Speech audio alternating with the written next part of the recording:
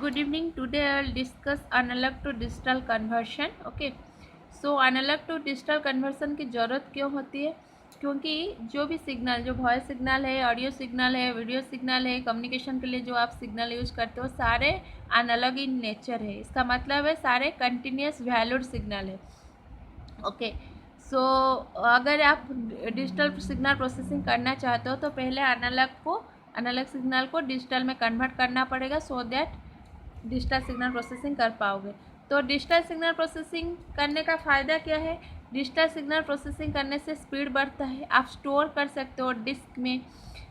और क्या है, और सबसे ज़्यादा जो फ़ायदा है वो रीप्रोग्रामेबल है। मतलब अगर मैं 8 लेवल के लिए एक प्रोग्राम लिखी हुई 8 लेवल के लिए, मैं प्रोग्राम में बस 32 लेवल चेंज कर दूंगी तो वो चेंज हो जाएगा। लेकिन अगर एनालॉग सर्किट को आपको चेंजेस कर लाना चाहते हो तो पूरा सर्किट को आपको चेंज करना पड़ेगा। ओके।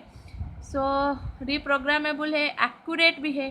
डीएसपी जो है वो बहुत मतलब एरर उसमें कम है, बहुत एक्यूरेट है। ओके, दैट्स वाई हम लोग डिजिटल सिग्नल प्रोसेसिंग को प्रिफर करते हैं। ओके। सो उसका एडवांटेज क्या है मैं लेक्चर नोट में दी हूँ, देख लेना। ओके, नेक्स्ट है एनालॉग टू डिजिटल कन्वर्सन करने के लिए आपको 3 स्टेप्स की ज़रूरत होता है। एक है sampling, then quantization, then coding. Okay.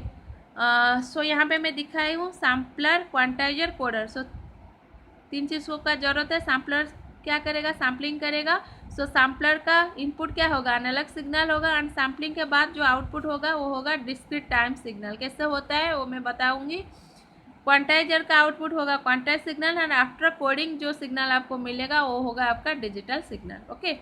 सो सैम्पलिंग क्या करता है? जैसे मैं पहले बता चुकी हूँ प्रीवियस वीडियो में कि एनालॉग सिग्नल जो है उसका infinite number of amplitude levels है, क्योंकि वो continuous valued continuous time signal, मतलब आपकी एक रेंज में वो इन्फाइनाइट नंबर ऑफ वैल्यूज ले सकता है। जैसे मैं यहाँ पे दिखाती हूँ, सपोज इतने टाइम में, एंड इसका मैक्सिमम वैल्यू है सपोज 5, एंड 10 मिनट्स के लिए आप नोट कर रहे हो।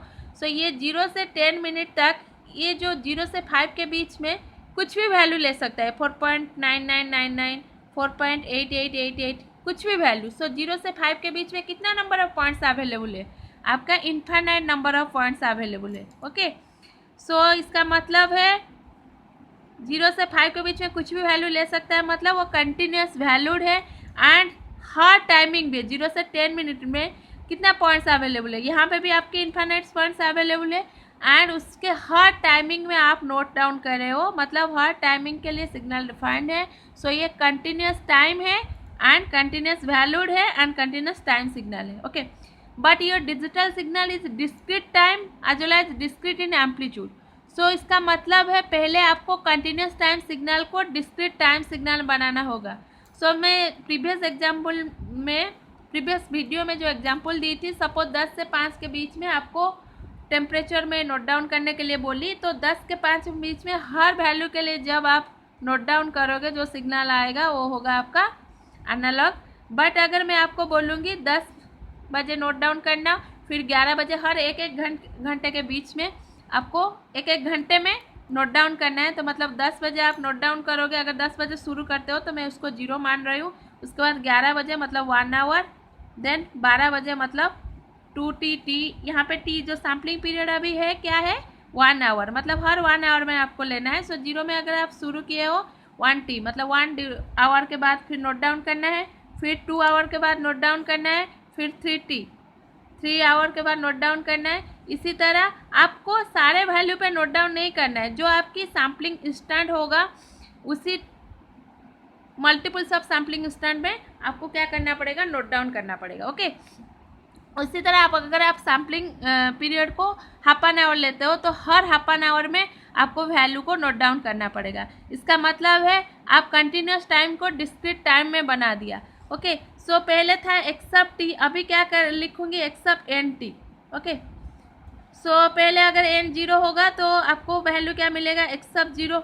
अगर एन 1 हुआ तो आपको मिलेगा एक्सेप्ट टी पे वैल्यू आपको नोट डाउन करना पड़ेगा।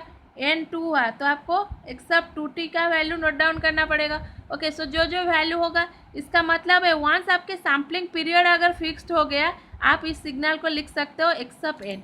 ओके, क्योंकि T, 1T, 2T, 3T, 4T, 1 2 मतलब 0 1 2 3 4 टी तो आपको पता है हो गया, तो आपको डायरेक्टली उसको एक्स ऑफ एन में लिख सकते हो। For our reference X of N T को एक्स ऑफ एन लिखा जाता है, where N is an integer. Okay, so आप जब सैम्पलिंग करते हो तो कंटिन्यूस टाइम सिग्नल को क्या बना देते हो, डिस्क्रीट टाइम, मतलब डिस्क्रीट इंस्टेंस पर आप वैल्यू को नोट डाउन करते हो। कंटिन्यूसली आप नोट डाउन नहीं करते हो, डिस्क्रीट इंस्टेंस पर नोट डाउन करते हो। और कौन कौन इंस्टेंस पे आपको लेना है, वैल्यू को नोट डाउन करना है, वो है आपकी सैम्पलिंग पीरियड पे डिपेंडेंट है। जो आप सैम्पलिंग पीरियड लोगे उसका मल्टीपल्स इंस्टेंट पे आपको नोट डाउन करना होगा। Okay, so sampling converts a continuous time signal into a discrete time signal, and it is obtained by taking samples of continuous time signal at discrete time instance. so discrete time instant में आपको लेना होगा। Okay, next है आपकी quantization. Quantization का जरूरत क्या है, सैम्पलिंग पहले करके आप कंटिन्यूस टाइम सिग्नल को डिस्क्रीट टाइम बना दिया, लेकिन अभी एम्पलीट्यूड कंटिन्यूस है। एम्पलीट्यूड कंटिन्यूस है मतलब मैं आपको एग्जाम्पल में दिखाऊंगी कि एम्पलीट्यूड कैसे कंटिन्यूस है। बट ये क्वांटाइजेशन जब करते हो ना, आप एम्पलीट्यूड एक्सिस में डील करते हो। सो क्वांटाइजेशन कन्वर्ट्स ए डिस्क्रीट टाइम कंटिन्यूस वैल्यूड। अभी एक्सिस तो डिस्क्रीट टाइम हो गया, लेकिन वैल्यू जो है वो कंटिन्यूस अभी भी है, क्योंकि उस रेंज में जो वैल्यू था बस वो वैल्यू को आपने अभी नोट डाउन किया है into a discrete time discrete valued signal. Okay, so मैं एग्जाम्पल में शो करूँगी, आपको समझ में आएगा। नेक्स्ट है आपकी कोडिंग। कोडिंग जब आप करते हो ना, ईच जो आपको क्वांटाइजेशन के बाद जो वैल्यू मिला है उसको आप बी बिट बाइनरी सीक्वेंस में रिप्रेजेंट करते हो। ओके, सो एक एग्जांपल देखो तब समझ में आएगा।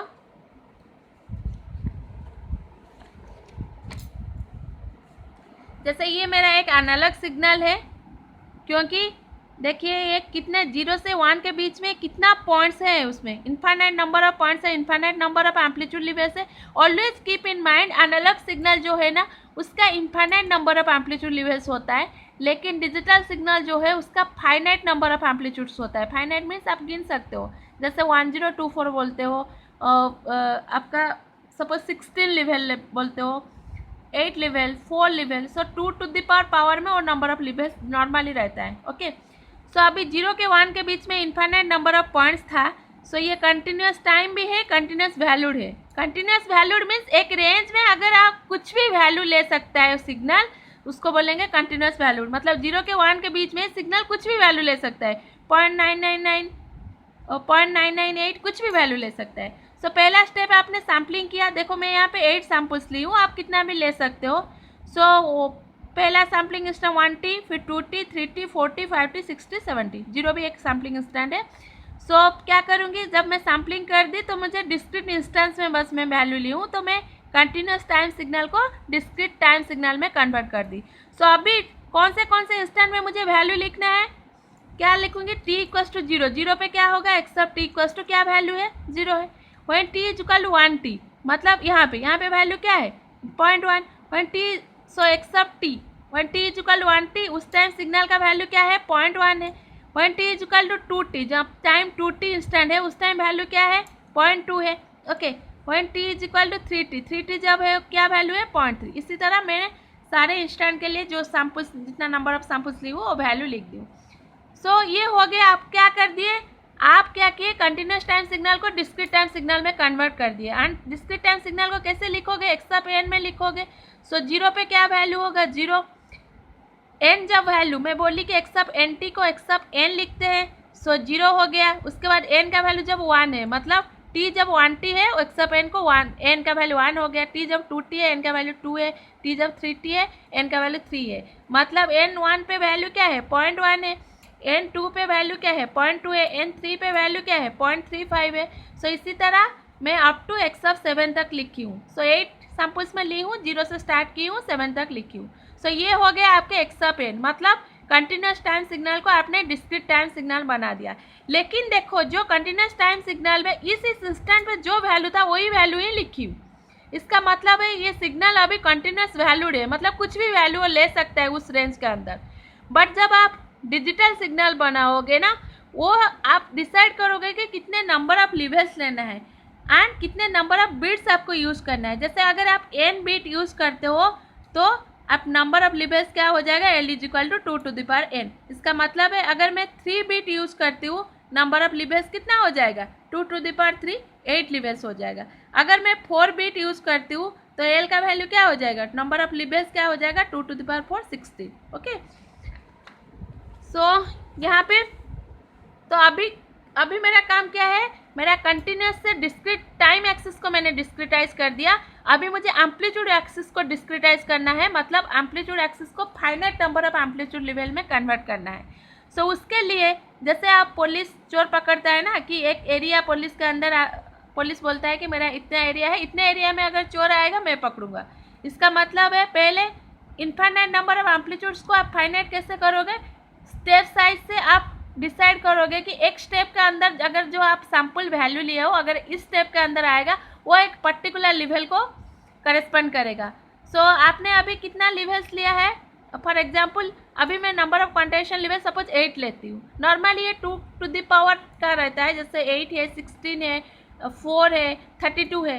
एंड जैसे आप क्वांटाइजेशन लेवल बढ़ाओगे ना, आपका एक्यूरेसी उतना बढ़ेगा। ओके, सो स्टेप साइज का वैल्यू कितना होता है कि x max minus x min divided by L। Okay, the distance between 2 successive quantization levels is called step size, और रिजोल्यूशन भी उसको बोलते हैं। सो कभी कभी 2 मार्क्स क्वेश्चन आता है। सो अगर अभी मैं L का वैल्यू क्या ली हूँ, मैं इस एग्जाम्पल के लिए L का वैल्यू सपोज 8 ली हूँ, तो अभी मैक्सिमम वैल्यू इस सिग्नल का क्या था, 1 था। देख लो यहाँ पे, देख लीजिए, मैक्सिमम वैल्यू 1 है एंड मिनिमम वैल्यू 0 है। Okay, so 1 minus 0 divided by 8, so step size का वैल्यू कितना हो गया, 0.125। इसका मतलब है आपको 8 क्वांटाइजेशन लेवल बनाना है। सो मैं यहाँ पे लिखी हूँ the total dynamic range. Dynamic range किसको बोलते हैं ना, maximum value of the analogue signal minus minimum value of the analogue signal. Okay, so divide करते हैं L equal number of steps and middle of each step will be selected as quantization level। सो अभी आपको actually क्या करना है, देखिए जैसे मैं अभी इस एग्जांपल में 0.125 मेरा स्टेप साइज है। सो अभी मुझे 8 लेवल में उसको डिवाइड करना है, मतलब 0.125। सो उसका नेक्स्ट क्या आएगा, 0.125 फिर ऐड हो जाएगा 0.250, फिर इसमें 0.125 ऐड करोगे 0.375, फिर 0.125 ऐड करोगे 0.5, फिर 0.5 से 0.125 ऐड करोगे 0.625, लास्ट जो होगा वो 1 होगा। सो ये हो गया एक ईच स्टेप, मतलब ये इतने एरिया में जो वैल्यू आएगा वो एक पर्टिकुलर वैल्यू को करस्पॉन्ड करना चाहिए। वो पर्टिकुलर वैल्यू क्या है, ये एंड ये, इसका बीच का जो वैल्यू होगा उसको मैं लूँगी क्वांटाइजेशन लेवल। मतलब 0.125 प्लस 0 डिवाइडेड बाई 2, मतलब हाफ का वैल्यू कैसे मिलेगा, 0.0625। उसके बाद ये दोनों के बीच में 0.125 एंड 0.250 का बीच का वैल्यू क्या है, 0.1875। कैसे ये मिलेगा, this plus this divided by 2 करोगे, सारा बीच का वैल्यू मिल गया। अभी मुझे क्या करना है, जो मैं सैम्पल वैल्यू मतलब एक्स ऑफ एन जो मिला है, मुझे देखना है वो कौन से स्टेप के अंदर आता है। मतलब वैल्यू अगर इस स्टेप के अंदर आया, जो सैम्पल वैल्यू है वो करस्पॉन्ड करेगा ये वैल्यू को, अगर इस स्टेप के अंदर आया वो करस्पॉन्ड करेगा ये वैल्यू को। एक्चुअली आप क्या कर रहे हो, मेनी टू वन ट्रांसफॉर्मेशन कर रहे हो, क्योंकि आप infinite number of amplitude level को finite number of amplitude level में कन्वर्ट करो। तो कैसे करोगे, ऑब्वियसली मेनी को एक में कन्वर्ट करोगे तब जाकर। सोचो इनफाइनाइट नंबर ऑफ लेवल्स को अभी मैंने क्या कर दिया, 8 लेवल में कन्वर्ट किया। सो 8 लेवल में कैसे कन्वर्ट करूँगी ना, इसके बीच में जो भी वैल्यू आएगा वो करस्पॉन्ड करेगा ये वैल्यू को, इसके बीच में जो भी वैल्यू आएगा वो करस्पॉन्ड करेगा ये वैल्यू को, इसके बीच में जो भी वैल्यू आएगा ये करस्पॉन्ड करेगा ये वैल्यू को। मतलब ये infinite number of amplitude level को मैंने कन्वर्ट कर दिया finite number of amplitude levels. So coming to our example, our example में सैम्पल वैल्यू क्या था, सिग्नल देखिए, सिग्नल क्या है 0, 0.1, 0.2, 0.35, 0.5। सो ये सिग्नल मैं यहाँ पे लिखी हूँ, सैम्पल वैल्यू जो था 0, 0.1, 0.2, 0.35, ये है मेरा सैम्पल वैल्यू, मतलब एक्स ऑफ एन का वैल्यू है। बट अभी उसको क्वांटाइज करना है। ओके, क्वांटाइज करना होगा मतलब